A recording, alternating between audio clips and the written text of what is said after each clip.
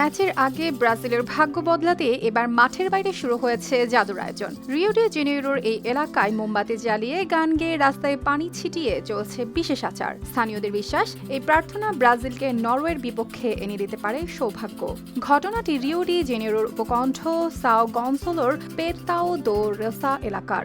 শনিবার সেখানে ব্রাজিলের শেষ 16 ম্যাচের আগে এই আচার পরিচালনা করেন পিটার দে উগোম। তিনি আফ্রো ব্রাজিলিয়ান ধর্মীয় ধারার একজন পুরোহিত। এই ধারার পুরোহিত ও পুরোহিতাদের স্থানীয়ভাবে পাইস ও মায়েস দে সান্টো বলা হয়। Trabalho muito com pessoas, ajudo muitas pessoas.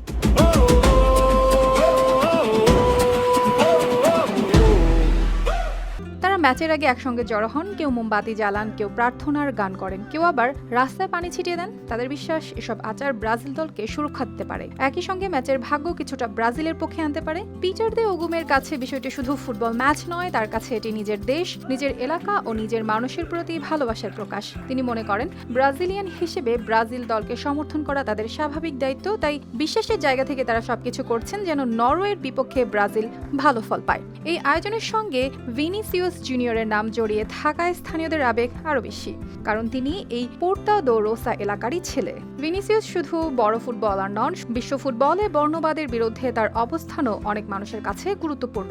বিশেষ করে কৃষ্ণাঙ্গ সম্প্রদায়ের মানুষের কাছে তার লড়াই হয়ে উঠেছে সম্মান ও আত্মপরিচয়ের প্রতীক। 6 জুলাই সোমবার নিউ ইয়র্ক নিউ জার্সি স্টেডিয়ামে নরওয়ের মুখোমুখি হবে ব্রাজিল। বিশ্বকাপে দুই দলের এটি মাত্র দ্বিতীয় দেখা। এর আগে 1998 সালের ফ্রান্স বিশ্বকাপে ব্রাজিলকে হারিয়েছিল নরওয়ে, তাই এবার মাঠের লড়াইয়ে আছে পুরনো হিসাব মেলানোর চাপও। আর রিওর পোর্তাও দো রোসা এলাকার মোমবাতি আলো, প্রার্থনার সুর ও রাস্তায় ছেটানো পানির মধ্যে একটাই আশা, ব্রাজিল যেন এবার ভাগ্য, বিশ্বাস ও ফুটবল তিনটিকেই সঙ্গে করে জয় নিয়ে মাঠ ছাড়ে।